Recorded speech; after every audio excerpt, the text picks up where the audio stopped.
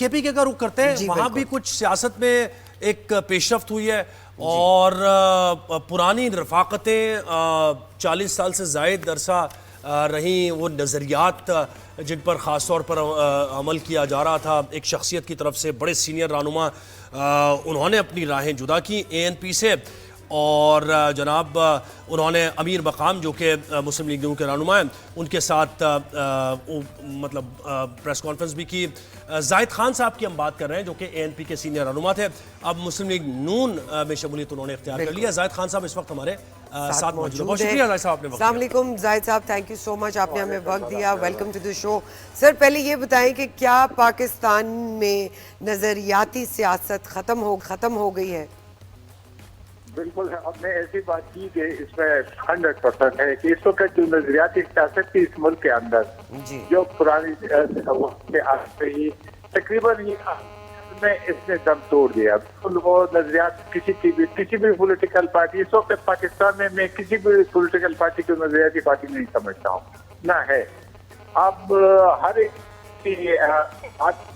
سنتے ہیں اور قوم کی کم بات کرتے، اپنے کی زیادہ بات کر لیتے ہیں۔ تو اس وقت ہمیں تو پھر ہم جیسے جو سیاسی کارکن جس نے ساری زندگی اسی میں گزاری کہ ایک سوچ اور فکر کی، پھر ان کے لیے مشکلات ہوتی ہے۔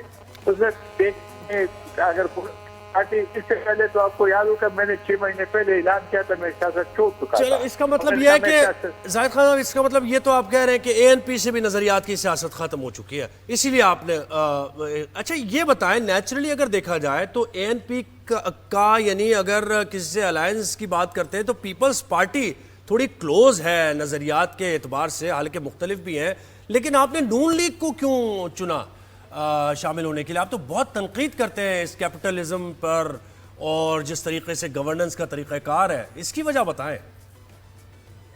ایکچولی مسئلہ یہ ہے کہ میں ابھی جس طریقے سے میں نے عرض کی کہ میں کسی بھی پارٹی کو ابھی نظریاتی نہیں سمجھتا ہوں، کیونکہ میں تو 40 سال سیاست کی اس ملک کے جس طریقے سے آپ نے بات کی ہے، میں نے ہر پارٹی کو دیکھتے بھی دیکھا ہے۔ دیکھیں جو نظریات کی وہ اس وقت ختم ہوئی جو اس کے پرانے لیڈرشپ چلی گئی ہے۔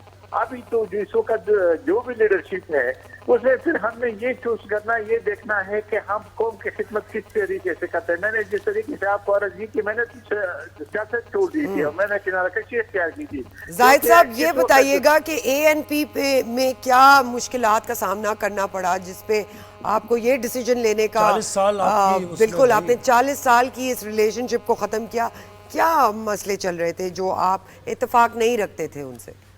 دیکھیے جی، میں کسی پہ تنقید کرنا اچھی بات نہیں ہے، لیکن یہی ہے کہ میں نے جس طریقے سے بیسک بات کی کہ ایک نظریات ایک سوچ کے تحت سیاست ہوتی رہی وہ ختم ہو گئی ہے، وہ NPK نہیں ہے اس وقت۔ دیکھیں پاکستان میں 2 پارٹیوں کو اور تیسرے پیپل پارٹی کو تھوڑے بہت نظریاتی سمجھ رہا تھا، ایک جماعت اسلامی تھی آپ کو یاد ہوگا اور ایک نیشنل پارٹی تھی۔ ان دونوں کی نظریات ختم ہو گئے۔ پیپل پارٹی کی تو پہلے سے بھٹو صاحب کے دور تک تو اس کے نظریات تھے، لیکن اس کے بعد اس کا بھی وہ چیز نہیں رہا جو پہلے تھا۔ لیکن اس وقت جو صورتحال ہے پھر میں نے یہی کہا، لیکن دیکھیں زاہد صاحب یہ بات ہو رہی ہے نا یعنی پیپلز پارٹی تو چھوڑ ہی دیں آپ، مسلم لیگ نون نے جو نظریات کے بارے میں کیا ہے، ووٹ کو عزت دو، جمہوریت اور یہ سارا، اور اس کے بعد آپ دیکھیں کہاں کھڑی ہے، تو یہ تو ڈوبتی کشتی کہہ رہے ہیں اس کو، نون لیگ کو، جو ان کی سیاسی ساکھ ہے وہ بڑی متاثر ہوئی ہے، آن گراؤنڈ کوئی صورتحال ان کی بہتر نہیں ہے۔ آپ نے اس ڈوبتی کشتی کے اندر بیٹھنے کا ارادہ کیا جبکہ میاں صاحب خود بڑے کٹے کٹے سے دور دور سے الجھے سے نظر آتے ہیں۔ دیکھیں اس وقت جو میرے لیے آپشن تو یہی تھا، میں نے یہی عرض کی تھی کہ میں اپنے حلقے کے لوگوں سے پوچھوں گا، عوام سے پوچھوں گا، اپنے خاندان سے پوچھوں گا، تو انہوں نے کہا کہ بہتر ہے، کیونکہ اس وقت دیکھیں مسلم لیگ لوگ آپ ٹھیک کہہ رہے ہو کہ وہ نظریات یا وہ فکر نہیں ہے یا وہ جس مشکلات میں ہے وہ بھی ہم سب دیکھ رہے ہیں، لیکن اگر آپ مشکلات میں اس کے ساتھ اگر دیکھ رہے ہیں اور یہ ہمیں ویسے یہ سمجھ نہیں آ رہا کہ آپ کنونس بالکل بھی نہیں لگ رہے ہیں، تو آپ کیسے ڈیفینڈ کریں گے اگر نون لیگ کے رہنما کے طور پر آپ کو لیا جائے گا اور 26ویں آئینی ترمیم پہ بات ہوگی، رول آف لا پر بات ہوگی، الیکشن ڈیلے کرنے پر بات ہوگی، نتائج فارم 45 47 پہ بات ہوگی، کیسے ڈیفینڈ کریں گے آپ؟ میں عرض کر رہا ہوں، مجھے تو آپ 47 اور 45 کی بات سے چھوڑ دو، کیا الیکشن اس ملک میں کب صحیح ہوا ہے؟ मैं तो एक देखिए जो हकीकत है वो चाहे मैं मुस्लिम लीग में बैठा हूँ, अगर हकीकत होगा तो मैं मुस्लिम लीग में भी वही बात करूंगा। मेरा तो आपको इल्म है कि मुझे इस चीज से झिझक नहीं है कि अगर किसी में कोई गलती हो मैं न करूं। मैं हर एक जिस प्लेटफॉर्म में आपको पता है कि मैं इंटरव्यू में बैठा था तब भी मैं बात कर रहा था। तो चले लेकिन बता ये दें, नहीं जमहूरियत कि को स्ट्रेंथन किया है मुस्लिम लीग नून ने अभी या मजीद कमजोर कर दिया? देखिए जी, इस वक्त अगर आप कहें तो सिर्फ मुस्लिम लीग नहीं, कोई भी पॉलिटिकल पार्टी जमहूरियत को या सियासत को फरोग नहीं दे रहे। इस वक्त जरूरत है इसके डायलॉग की, और ये आपसे मैं मुतफिक हूँ कि ये शायद सबसे जरूरी जो हुक्मरान पार्टी की है कि सारी पॉलिटिकल पार्टी को बचाए और कोई रास्ता निकाले, क्योंकि इस मुल्क और इस कौम को इस भंवर से निकालना है। इसके लिए जिम्मेवारी सबसे पहले मुस्लिम लीग पे आई होती है, क्योंकि वो अच्छा। फेडरल पार्टी है और फेडरल हुकूमत में जाहिद साहब, एक बहुत जल्दी आप ये बताइएगा कि हेरिडेटरी पॉलिटिक्स जो जेनरेशन जो है वो पूरी सी सियासत जो है, क्या वो डेमोक्रेसी पे नेगेटिव इफेक्ट नहीं करती?